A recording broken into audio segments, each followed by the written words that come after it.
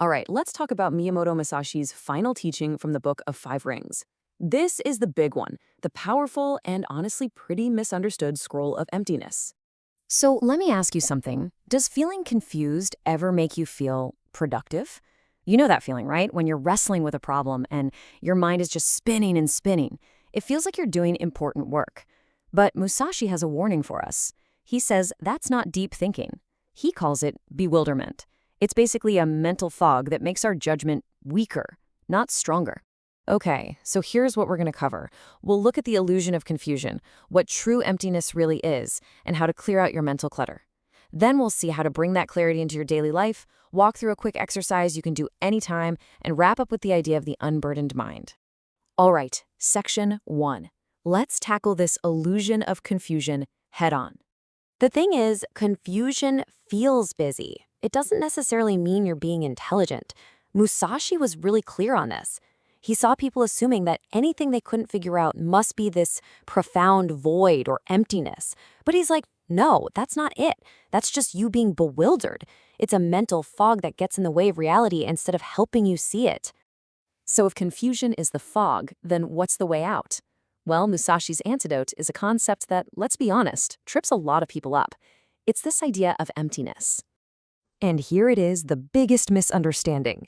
People hear the word emptiness and they immediately think nothingness. A total void, a blank space, zero. But for Musashi, these two things couldn't be more different. Let's break this down because the difference is everything. Look at nothingness on one side. That's a state of absence, a total lack. It's basically saying, this is pointless, nothing to see here. It's a dead end. But emptiness, that's totally different. It's a state of total awareness. It's seeing things exactly as they are, full of potential. It keeps things workable. It's not a void, it's a perfectly clear window. Musashi put it this way: you have to know what exists to understand what doesn't exist. That's the void. See, it's not about being ignorant or clueless. It's the opposite. It's a clarity you achieve after you've learned the rules, after you understand how things work. That's what allows you to see the world without your own ideas and biases distorting everything.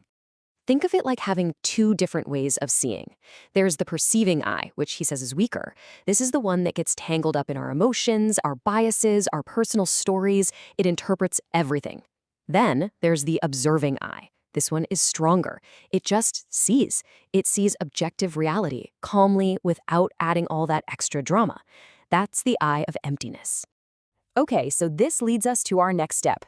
To actually use that powerful observing eye, we first have to clear out all the mental junk that's blocking the view. So what is it? What's really stopping us from seeing clearly?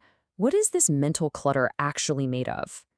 Well, it's a few things. It's all our preconceived assumptions. The stories we tell ourselves about how things are supposed to be. It's our biases and judgments that color everything. It's that false sense of urgency that makes us rush. It's even our own identity. When we get too attached to being the expert or the person who's bad at math, it locks us in. And here's the tricky one. Sometimes it's even clinging too tightly to what we know is true, which can blind us to what's happening right now. And this is so important. The whole point is to respond to reality itself, not to the stories we're telling ourselves about reality. When we let all that clutter build up, we're not seeing clearly anymore. We're just reacting to our own internal drama. All right, let's bring this home. How does this ancient idea of emptiness actually show up in our modern daily lives? This is the big paradox, and it's kind of beautiful. Emptiness isn't absence. It's actually a state of total awareness. An empty mind isn't spaced out. It's completely present, totally unburdened. Musashi called this the normal mind. It's fluid, it's spontaneous, it's effective, because it's not getting bogged down by anxiety or overthinking. Let's get really practical. Think about work. You get a tense-sounding email. Your first reaction, your perceiving eye, might be to feel attacked. But the clear, empty mind just sees words on a screen and realizes the threat is an interpretation. Or how about in relationships? Your partner's quiet. Instead of jumping to the conclusion that they're mad at you, you can just notice the silence and realize, hey, maybe they're just tired or thinking about something else. Same thing with habits. You feel the urge to break a good habit. Instead of beating yourself up, you just observe the urge, like a cloud passing in the sky. You see it for what it is, a temporary feeling, and then you can decide what to do next. Okay, now for something you can actually do, like right now. Let's talk about a simple technique to help you find this moment of void when you need it. It's called the void reset, and it's super simple. 3 steps. First, just pause. Whatever you're doing, stop. Take one good, conscious breath. Second, observe. Without judging, just notice one thing you can see, one thing you can hear, and one sensation in your body. That's it. And third, release. Let go of whatever mental story was spinning in your head. Acknowledge the reality of right now and just ask yourself, what's the very next step? Not the whole plan, just the next single step. And that's the whole point. This little reset is designed to pull you out of that mental fog, out of worrying about the past or the future, and plant you right here in the present moment, because that's where you can actually find clarity. All right, let's wrap this up and look at the unburdened mind. What's the ultimate lesson here? So a few key things to take with you. First, confusion is just bewilderment. It's not being productive. Second, and this is huge, emptiness isn't nothingness. It's full, unbiased awareness. Clarity comes from letting go of our assumptions and judgments. And when you can do that, you can act with this incredible, fluid effectiveness in pretty much every part of your life.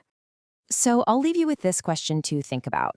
What is one assumption, just one, that you can let go of today?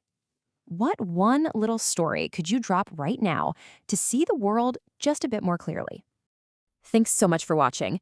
Coming up next is episode 9, so be sure to check out the full playlist for this series. See you next time.